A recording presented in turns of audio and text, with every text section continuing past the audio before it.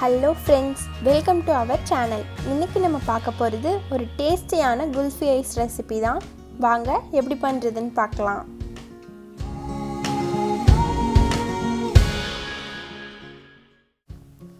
இது பண்றதுக்கு ஃபர்ஸ்ட் ஒரு பாத்திரத்துல 1/2 லிட்டர் போல தண்ணி சேர்க்காத பால் எடுத்துக்கலாம். ஃபுல் ஃபேட் மில்கா எடுத்துக்கோங்க.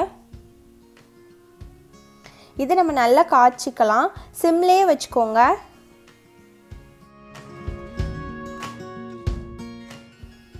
இது அப்பப்ப நம்ம கலந்து விட்டுக்கிட்டே இருக்கலாம். அப்பனா தான் அடியெல்லாம் பிடிக்காம இருக்கும்.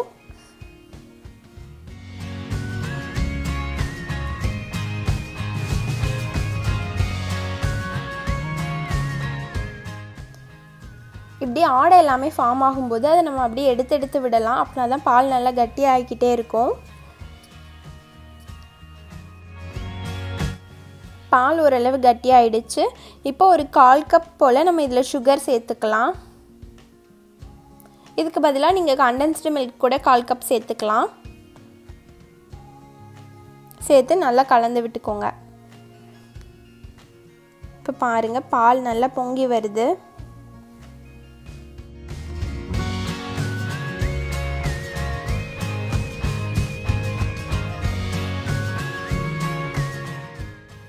பாருங்கள், இப்போ பால் நல்லா பாதி அளவுக்கு வத்திடுச்சு.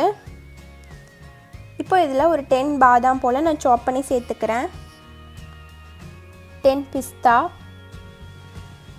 உங்ககிட்ட என்ன நட்ஸ் இருக்கோ அதை நீங்கள் சேர்த்துக்கோங்க.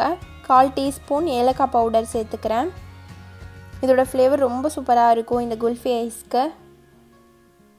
இப்போ நல்லா மிக்ஸ் பண்ணி விட்டுக்கலாம். நட்ஸ் எல்லாமே போட்டதுக்கப்புறமா இன்னும் கொஞ்சம் நேரம் பால் காய்ச்சிக்கலாம் நல்லா வத்துற அளவுக்கு.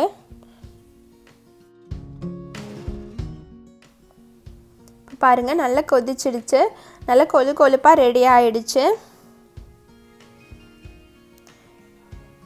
பாருங்கள், இந்த கன்சிஸ்டன்சியில் இருந்தாலே போதும். நம்ம இதுக்கப்புறமா அடுப்பை ஆஃப் பண்ணிவிட்டு இதை நல்லா ஆற வச்சு எடுத்துக்கலாம்.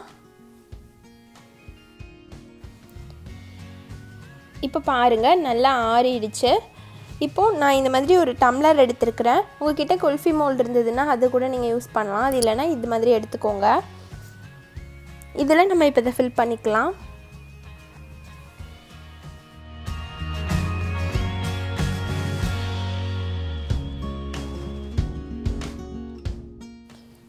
இப்போது இது மேலே நான் ஒரு அலுமினியம் ஃபாயில் வச்சு இதை நான் க்ளோஸ் பண்ணி வச்சுக்கிறேன்.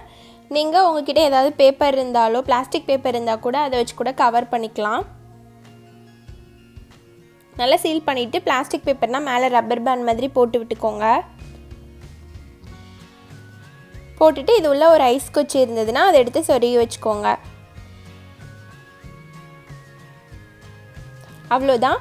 இப்போ இதை நம்ம ஒரு 8லேருந்து 10 மணி நேரம் ஃப்ரீசரில் வச்சுக்கலாம். ஃப்ரீஸ் பண்ணி எடுத்துக்கலாம். இப்போ பாருங்கள், இது 10 ஹவர்ஸ்க்கு அப்புறமா நம்ம இப்போ வெளியில் எடுத்தாச்சு.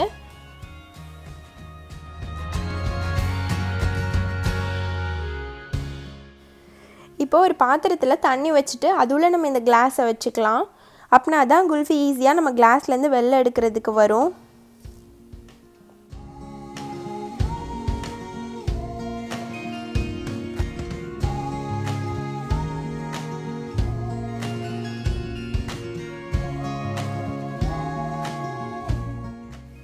இப்போ பாருங்கள், சூப்பரான குல்ஃபி ரெடி. இது மேலே கொஞ்சமாக நான் பாதாம் மேலே தூவிக்கிறேன்.